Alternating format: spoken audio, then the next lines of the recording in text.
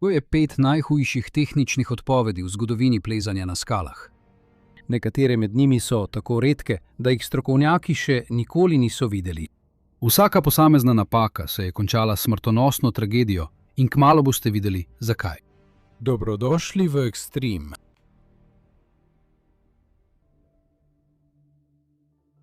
Ko si večina ljudi predstavlja Grčijo, pomisli na bele stavbe, modro morje, toplo sonce in majhne otoke, raztresene po morju.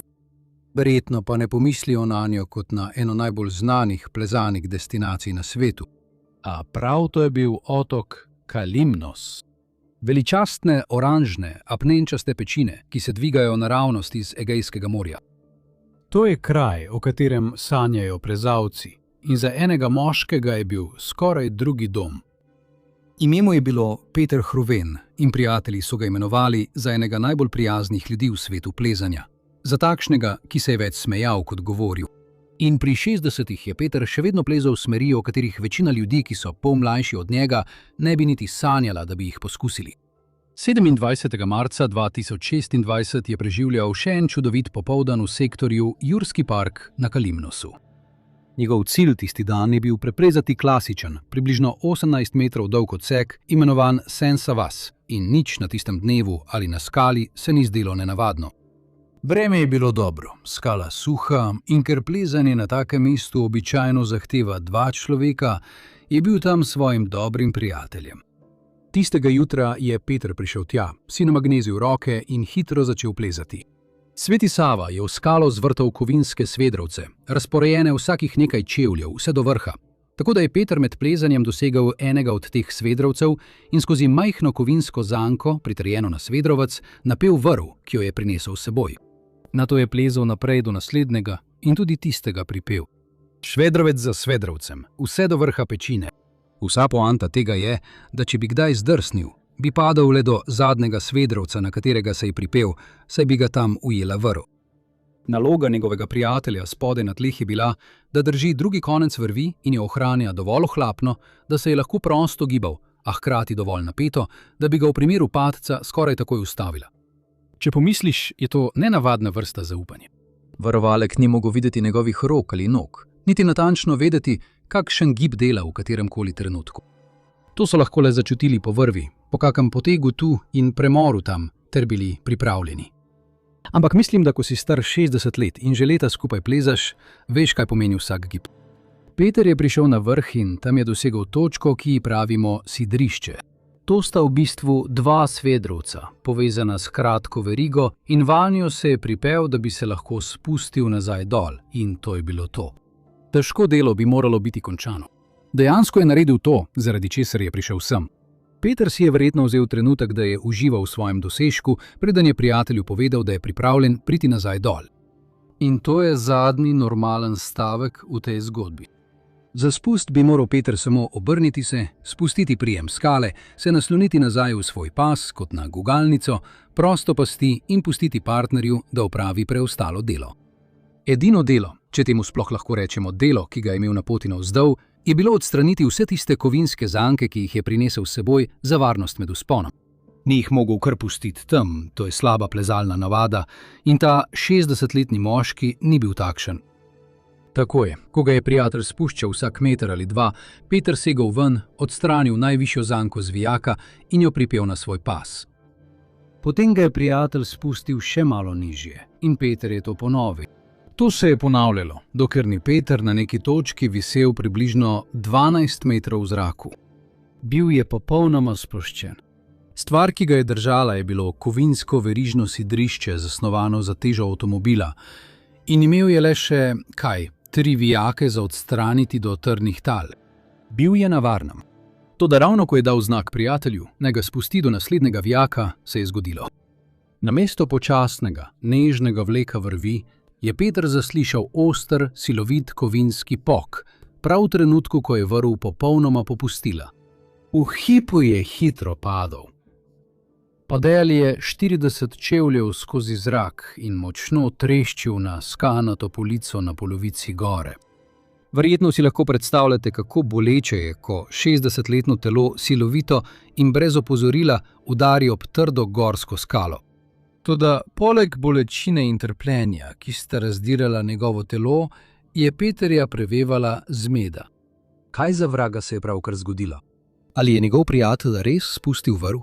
In tudi če jo je, zato je namestil tiste varovalne svedrovce. Zakaj niso delovali? Kaj se je dogajalo? Na tleh je njegova prijateljica kričala: Peter, Peter! Panično, medtem ko sta ona in drugi plezalci, ki so slišali padec, tekli čez skale, da bi prišli do njega v strahu pred najhujšim. Ko pa so prišli do police, kjer je bil presenetljivo v redu, glede na to, kako daleč in močno je padel. Njegove noge so bile upraskane in spodnji del hrbta ga je bolel, seveda, ampak bil je živ. Samo spraviti ga je bilo treba zgore in k zdravniku. In tukaj se ta zgodba spremeni v nekaj resnično neverjetnega. Peterjev prijatelj je takoj poklical na pomoč, vendar dispečer na drugi strani ni govoril angleško. Nihče v Peterjevi plezalni skupini pa ni govoril grško.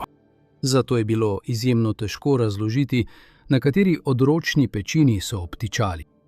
Prosili so za reševalni helikopter, a so jim povedali, da helikopter zaradi terena ne more pristati. Edina pomoč v bližini je bila reševalna ekipa s Kalimnosa in ta ekipa, ki je bila skoraj v celoti sestavljena iz pogumnih, a običajnih prostovoljcev, je potrebovala več kot 2 uri in pol, da se je povzpela do mesta, kjer je bil Peter. Peter je padel ob 15:30 popoldne. Ko so ga končno pritrdili na nosila in ga začeli nositi dol, je sonce že zahajalo. To je več kot 3 ure v globoki, neznosni bolečini in na poti navzdol je postalo še bolj kaotično. Do kraja nesreče ni bilo nobene ceste. Nobeno reševalno vozilo ni moglo priti do tja. Tako prostovoljci niso imeli druge izbire, kot da so Peterja ročno nosili po ozki skalnati gorski poti. Delali so počasne, izčrpavajoče korake, se znova in znova ustavljali, da so prečkali strme dele poti, ne da bi nosila padla iz rok. Bilo je vse prej kot profesionalno. Ena od prič je opisala, kako je opazovala, da so se med premikanjem iz torbe reševalca razsipale medicinske zaloge. Na neki točki je Peter začel bruhati in nekdo je zgrabil najbližjo vrečko, ki jo je lahko našel, da mu jo je podal, da se ne bi zadušil. Do 9. ure zvečer, po urah počasnega spuščanja po gorskem pobočju v temi, so bili šele na polovici poti do čakajočega rešilca. Toda Peterjevo telo ni zmoglo več. Počasi je izgubljal zavest in spet prihajal k sebi. In žal je po več kot 5 urah udarjanja ob tla Peter Hubran umrl na poti v bolnišnico. Seveda nesreče pri plezanju skoraj vedno vključujejo neko človeško napako. Ko so preiskovalci začeli raziskovati, kaj se je tistega dne pravzaprav zgodilo, so pričakovali, da je moral nekaj narobe pripeti, ali pa se je morda razvezal kakšen vozel ali kaj podobnega. Ko so plezalci po vsem svetu izvedeli, kaj se je tukaj v resnici zgodilo, so bili prestravljeni. Naj razložim. Peter je padel, ker so se kovinski sidri, ki so ga držali na vrhu pečine, odlomili. Ampak to preprosto ni imelo nobenega smisla. Sidrni vijaki so med najbolj zanesljivo plezalno opremo v svetu plezanja. Naj bi zdržali desetletja.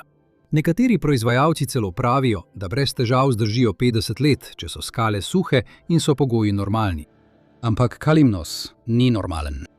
Leži tik ob robu Egejskega morja, kar pomeni, da vsak posamezen vijak v tem apnencu je vse življenje izpostavljen slanemu morskemu zraku. In ko sol prodre globoko v kovino, se začnejo pojavljati majhne razpoke, ki se širijo od znotraj navzven.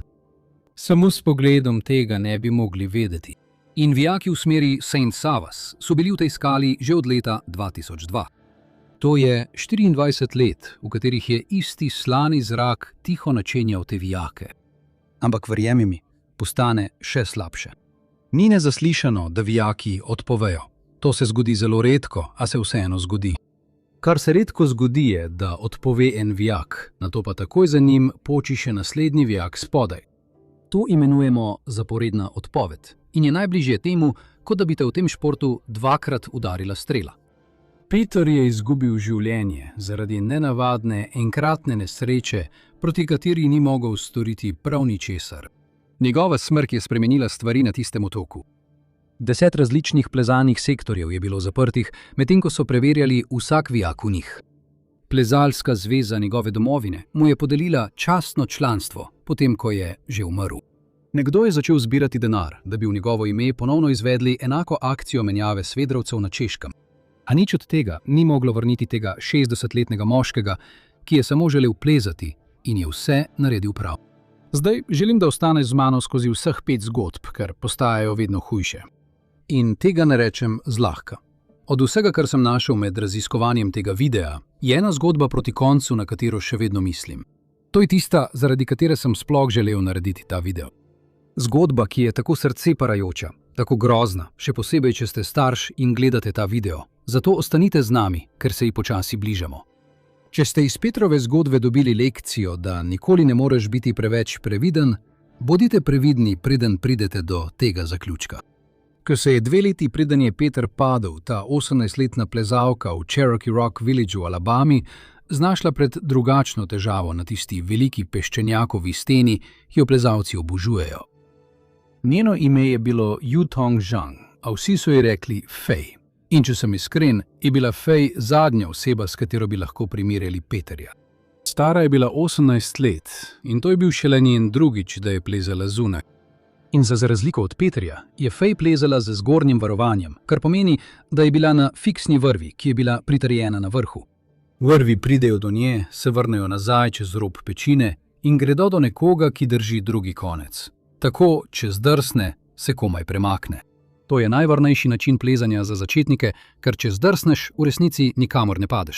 Vrvi so že nad tabo in te ves čas držijo. Fej je bila zadnja oseba v svoji skupini, ki je tisti dan plezala smer z imenom Misty. In ko se je vzpenjala, je pobirala tudi opremo, ki so jo drugi iz njene skupine pustili pripeto na steni med svojim vzponom. Na samem vrhu te smeri je bilo sidrišče. Namesto verige, v katero se je pripel Peter, so tukaj uporabili nekaj, kar se imenuje musci kavli. To sta 2 velika, močna jeklena kavlja, privijačena v skalo z majhnim vzmetnim zapiralom.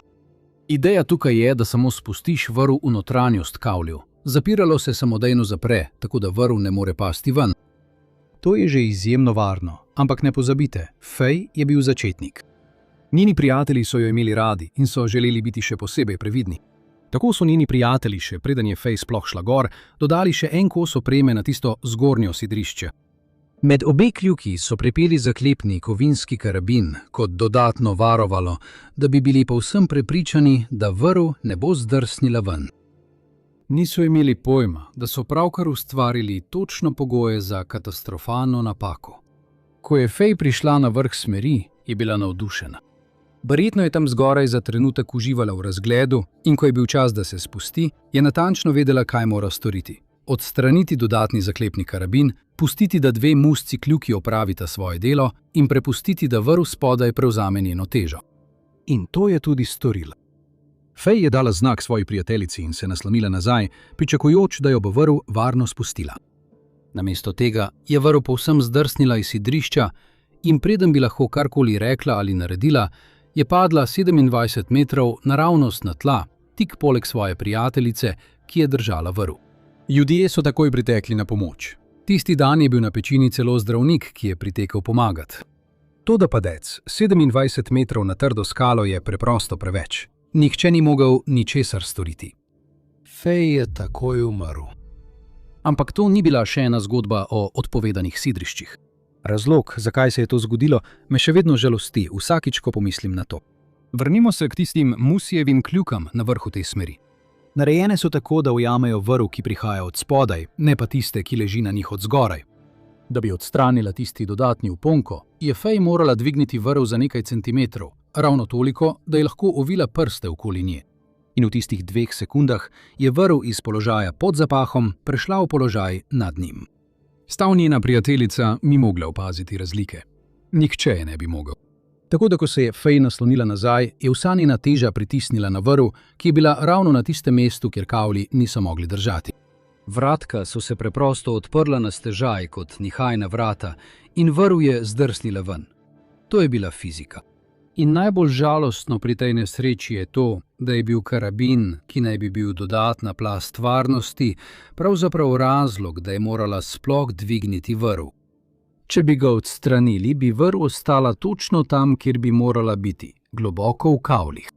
Nihče ni naredil nič narobe. Imeli so radi svojo prijateljico in želeli so, da je varna, in prav to je stalo to čudovito mlado dekle življenja. Zdaj to vidiš, kaj ne? Največja nevarnost pri plezanju na skalah je očitno zaupanje napačni opremi. Torej je verjetno najboljša izbira, da si sam izdelaš opremo, kadar ne zaupaš opremi, ki je na voljo, kaj ne? To je imel v mislih tehnični narednik Peter Cranes. 8. oktobra 2019, ko se je odpravil na Black Cliffs blizu Boiseja v Idahu. Peter je bil svojim vodom globoko v 6-dnevnem tečaju alpinizma za letalske sile Združenih držav. Vojska redno poučuje plezanje za ljudi, kot je Peter, ki so paramilitarni reševalci. Včasih helikopterji ne morejo pristati tam, kjer je nekdo poškodovan, in takrat nastopi on. Tisti dan so bili zunaj in plezali že od približno 11. ure zjutraj.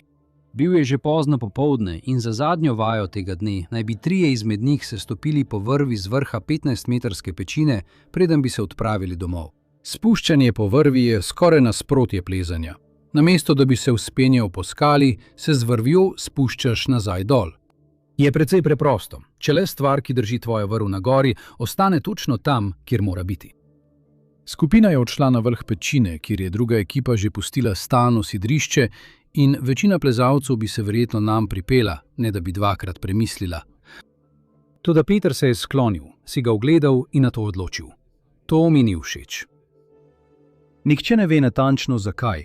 Morda je izgledalo staro ali pa je bil to preprosto njegov instinkt. Morda je bilo zato, ker je imel moški otroka in ženo, ki je bila noseča 20 tednov, ki sta ga čakala doma, zato ni nameraval tvegati. Karkoli je že bilo, Peterju ni bilo prijetno prositi manj izkušene plezalce v skupini, naj zaupajo temu. Zato si je naredil svoje lastno sidrišče tako, da je 2 izjemno močni kovinska kosa opreme zabil globoko v razpoke v skali.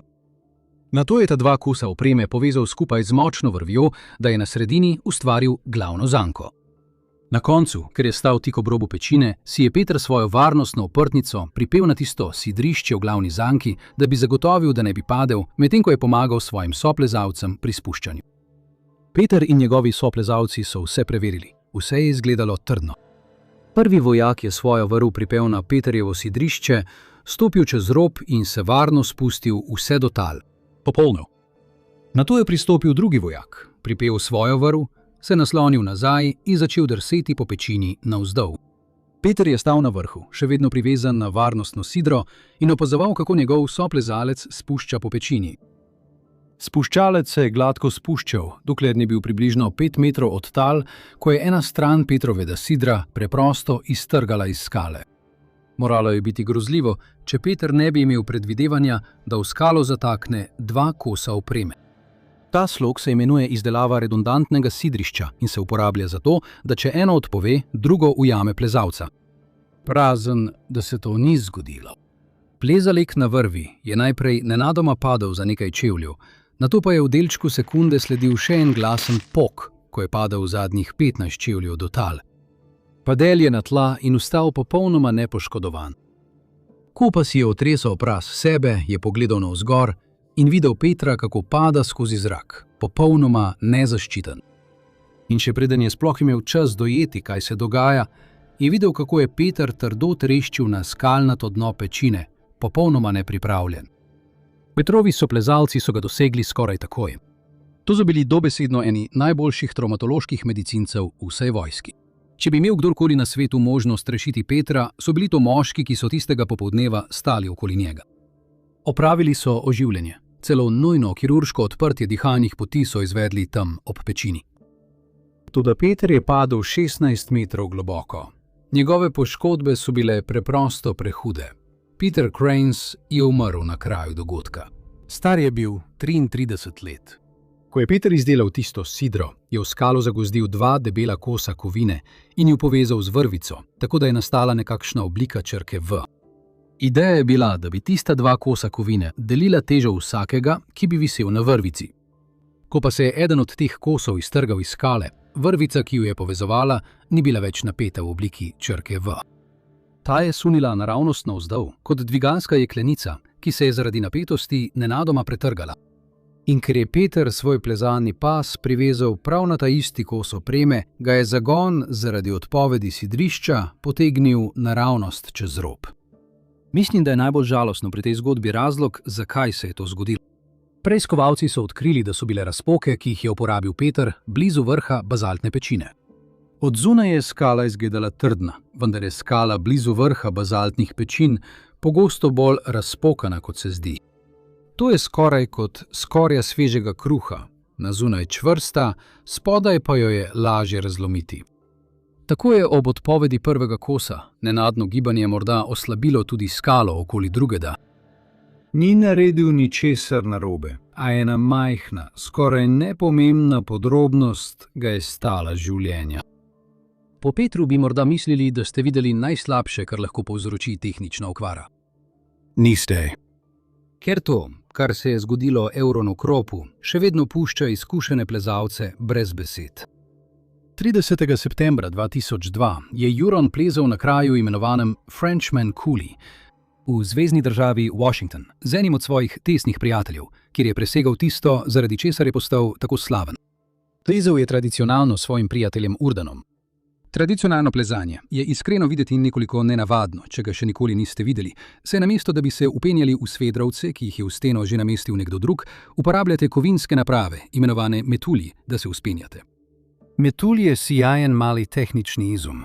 Ko stisnete sprožilec na njem, se kovinske stranice potegnejo skupaj. Ustavite ga v razpoko v skali, spustite sprožilec in v zmeti potisnejo kovinske stranice močno ob obe strani razpoke, nato pa nanj pripnete svojo vrv. Če padeš, navzdol usmerjena sila dejansko povzroči, da se kovinski deli še bolj razprejo in še močneje primejo skalo. Tako je, ko se je Euron vzpenjal, vsakih nekaj metrov ustavil, poiskal razpoko v skali, segel za pas, vzel metulj in ga zataknil v razpoko, preden je vanjo pripel svojo vrv. Nato bi splezal še nekaj metrov višje, našel novo razpoko in postopek ponovil. To je počel, dokler ni bil skoraj na samem vrhu smeri, ki je bil najtežji del vzpona. V nekem trenutku se je Euron trudil najti dober oprimek, zato so mu roke zdrsnile in je padel. A to je bilo pričakovano. Tudi najboljšim plezalcem kdaj pa kdaj zdrsne, še posebej, če je skala nekoliko široka ali spolzka. Prav zato so zadnjih nekaj minut nameščali varovanje. Ko je njegova teža obremenila vrv, bi ga moral zgornji metulj ustaviti. Namesto tega se je iztrgal naravnost iz razpoke. To je Euron verjetno precej prestrašilo, a ne spravilo v paniko, saj je tik pod tistim metuljem že namestil še enega in nato še enega pod njim. Celoten smisel nameščanja več varoval je v tem, da eno služi kot rezerva za drugo. Ko je padel, se je njegova vrv napela na naslednji metulj. Za delček sekunde je izgledalo, kot da je vse uspelo. Potem se je zgodilo nekaj, česar skoraj nihče ni pričakoval.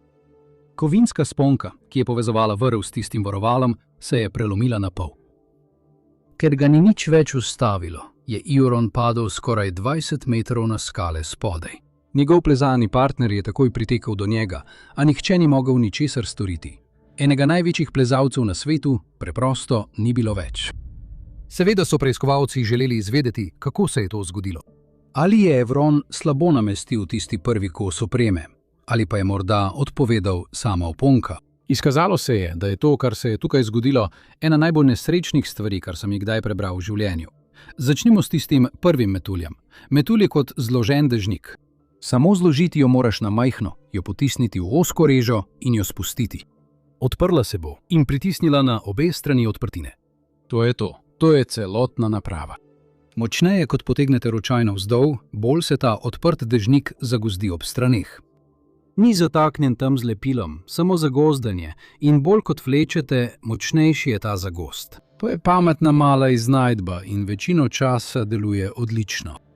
Ampak metulji imajo eno nadležno navado. Plezalci temu pravijo premikanje. In iskreno, najboljši način, da to opišem, je, da si predstavljate, da naslonite metlo ob steno. Videti je povsem v redu, vendar se vsakič, ko kdo gre mimo, nekoliko premakne, potem še malo, dokler na koncu ni več tam, kjer ste jo pustili. Metulji naredijo nekaj zelo podobnega. Ko se vrv med plezanjem premika okoli njih, nežno znova in znova vleče za metulj. Večino časa se ne zgodi nič, včasih pa se počasi premakne globje v širši del razpoke, kjer se ne more več tako dobro oprijeti. Preiskovalci verjamejo, da se je verjetno prav to zgodilo tukaj. Metul, ki mu je Euron najbolj zaupal, se je tiho premaknila, še preden je sploh padel.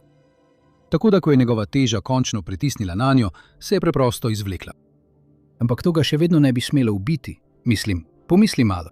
Preprosto bi moral pasti malo nižje, se ujeti na naslednjem varovanju in biti pretresen, a v redu. To je ves smisel, da med plezanjem nameščaš več kot eno varovanje. In za delček sekunde se je zgodilo prav to. Njegova vrv se je napela na naslednjem metulju nižje. Zdržalo je. A potem se je debel kovinski obroč, ki je povezoval njegovo vrv z metuljem, prelomil na pol. To je del, ki ga preiskovalci še vedno težko verjamejo, tudi zdaj. Vponke se preprosto nikoli ne zlomijo. Lahko bi plezal celo življenje in tega nikoli ne bi videl. Standardni karabin je zasnovan tako, da prenese več kot 2300 kg sile. Na enega bi lahko dobesedno obesil poltovornjak. In čeprav je bil Euron velik, mišičast tip, visok skoraj 1,90 m, zagotovo ni tehtal več kot 2300 kg. Kako je torej kos tako močne kovine kar tako počil na pol? Izkazalo se je, da je vse povezano s tem, kako je vponka dejansko oblikovana. Predstavljaj si ključavnico. Zapeta ključavnica je trdna. Lahko jo vlečeš, se zibaš na njej, obesiš vso svojo težo nanjo, pa ji ni mar, ker kovina tvori en popoln krog, ki ga nič ne pretrga. Zdaj si predstavljaj isto ključavnico, le da se majhen zaponka nikoli povsem ne zapre. Videti je zaprta, če jo pogledaš, a ravno tam, kjer bi morala biti zatesnjena, je drobna reža. Če potegneš za tako ključavnico, se tvoja teža ne porazdeli po celotni trdni zanki, ampak se vsa skoncentrira na tisti eni šibki točki. To je edini kraj, kjer lahko popusti. Vratka vponke so ta zaponka. Popolnoma ga zaprite in vponka je v bistvu trden obroč, če pa vratca niso popolnoma zaprta, niti za las, obroč ni več pravi obroč. To je le ukrivljen kos kovine z šibko točko. In prav tam bo popustil, če bo nanj delovala dovolj velika sila. Ko so preiskovalci našli Euronovo opremo, so ugotovili, da je zapah na tistem vponki kazal skoraj nič poškodb. Če bi doživel močan udarec, ko je bil popolnoma zaprt, bi pričakovali jasne znake napetosti, kar jim je povedalo, da je bil verjetno odprt, ali pa ga je ravno v tistem trenutku sila odprla, ko je nanj padla vsa njegova teža. Namesto da bi zdržal na tisoče kilogramov, kot bi običajno lahko, je vponka preprosto popustila. Ali lahko verjameš, kakšna neverjetna smola je to? Najprej se metulj tiho premakne v šibkejši položaj, potem pade Euron. Potem se ta metulj izpuli. Nato se naslednja vponka ujame v povsem napačen položaj in vrv, ki naj bi ga ujela, preprosto popusti. Vse, kar je lahko šlo narobe, je šlo narobe. In vse se je zgodilo v približno 2 sekundah. In mislim, da je nekaj nenavadno žalostnega tudi v tem, kje se je to zgodilo. To je človek, ki je stal na vrhu Mount Everesta. Preživel je plazove in snežne viharje na nekaterih najtežjih gorah na svetu. Pa vendar ga na koncu ni vzel Everest. Bila je to navadna pečina, nekega povsem običajnega popoldneva s prijateljem. A čeprav je zgodba Eurona zelo pretresljiva, nas naša zadnja zgodba nekako še bolj zaboli. Ker za razliko od vseh drugih, o katerih smo danes govorili, ta plezalec ni nikoli dobil priložnosti, da bi odrasel. Star je bil le 12 let. 2. julija 2013 je skupina mladih italijanskih plezalcev prispela v majhno plezano mesto Orpierre na jugu Francije. To je bilo tisto mesto, ki ga plezalci obožujejo. Mirne ulice, mogočne apnenčaste stene in stotine smeri, ki so se v vseh smereh vzpenjale po pečinah. V skupini je bil 12-letni deček po imenu Tito Traversa. 12 let se sliši izjemno mlado, vendar če bi gledali Tita plezati, bi na njegovo starost verjetno pozabili že po 30 sekundah. Po skali se je gibal tako gladko, kot da bi plezal vseh svojih 12 let življenja. In na nek način je res. Starša sta ga uvedla v plezanje, ko je še potreboval pomoč pri zavezovanju čevljev. Kmalu je zmagoval na mladinskih tekmovanjih po vsej Evropi, plezal smeri, s katerimi so imeli težave odrasli, in tiho postal eden najbolj obetavnih mladih talentov, kar jih je šport kdaj videl. Če pa vprašate ljudi, ki so poznali Tita, kaj so si mislili o njegovem plezanju, Običajno govorijo o njegovem nasmehu, o tem, kako se je smejal s prijatelji in o tem, kako navdušen je bil vsakič, ko je lahko plezal na novem kraju. Kajti na koncu dneva je bil še vedno le otrok, ki se je tistega jutra zabaval s prijatelji. Danes je bil zanj res pomemben dan. To je bil poletni plezalni izlet na prostem v Francijo, ki ga je organizirala njegova lokalna plezalna dvorana v Italiji. Skupino je sestavljalo približno 10 otrok iz mladinske ekipe plezalne dvorane, nekaj staršev in profesionalni inštruktor. Za Tita je bil to prvi večji izlet brez njegovega očeta, ki bi pazil nanj na ta čudovit, topel poletni dan v Franciji. Odločili so se začeti z res lahko smerjo za ogrevanje, preden se kasneje lotijo težjih vzponov, saj je bilo logično, da najprej ogreješ telo. In Tito se je, povsem očitno, javil, da gre prvi.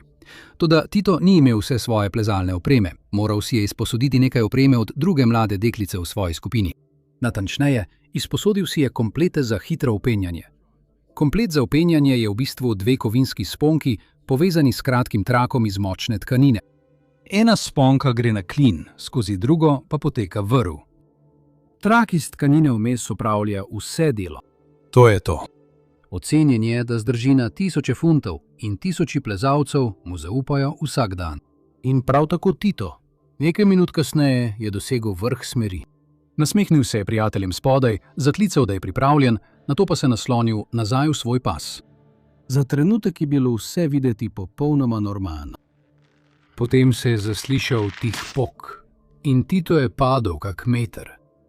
Potem še en pok, padal je še nižje. Pak, pak, pak. Zgodilo se je tako hitro, da ljudje, ki so gledali spodaj, so komaj razumeli, kaj gledajo. Skoraj je izgledalo, kot da varovala izginja pod njim. Ko so njegovi prijatelji v popolnem strahu opazovali stal, je odpovedalo 8 različnih kosov opreme, en za drugim.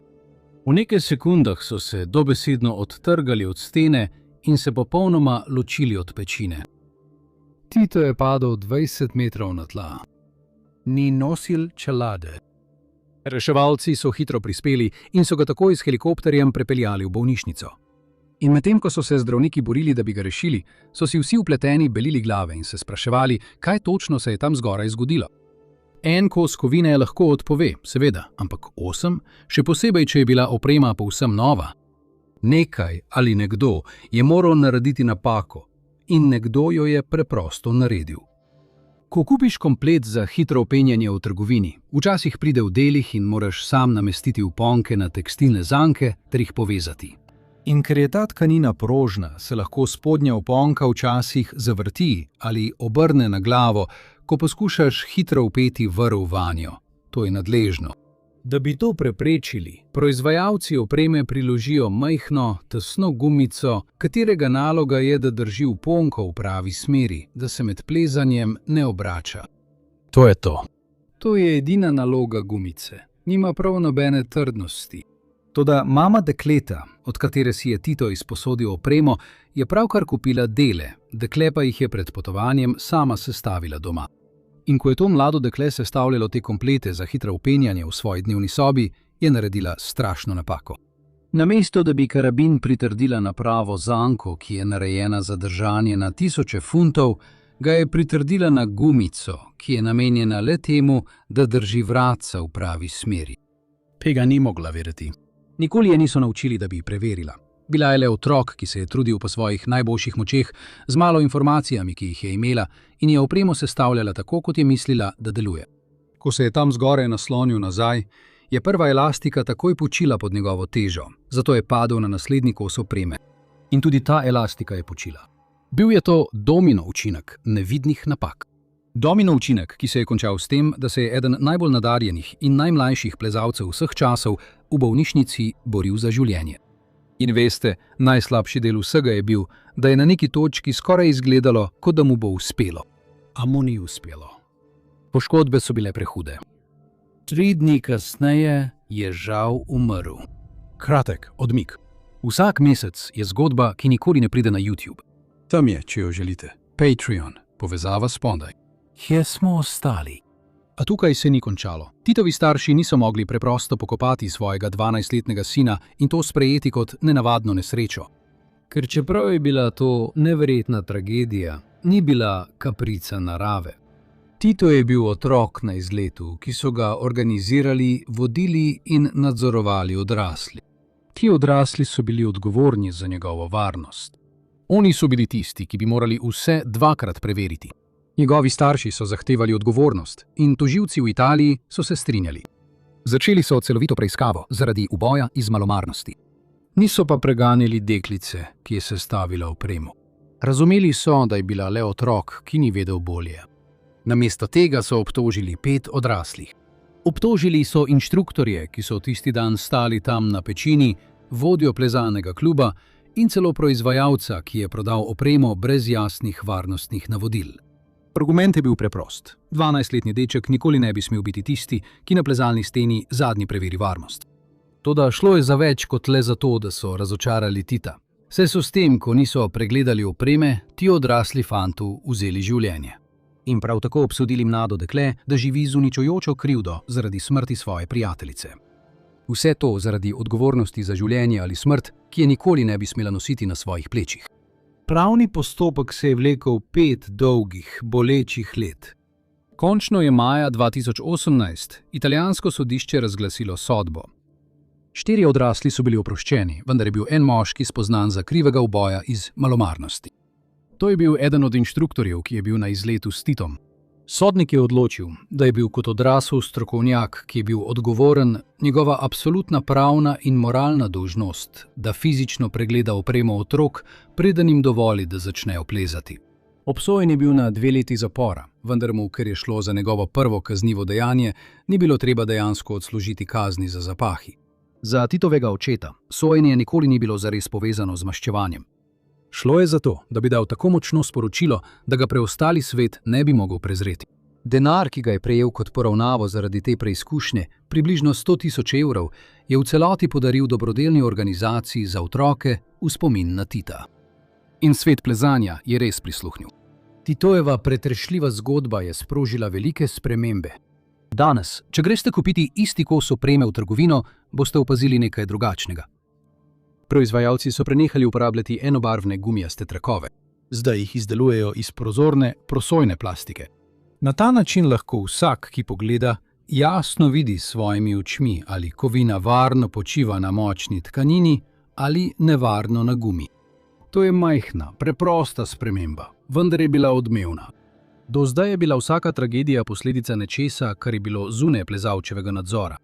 Toda John Baker si je zgradil ves svoj ugled na prepričanju, da lahko spretnost nadomesti opremo.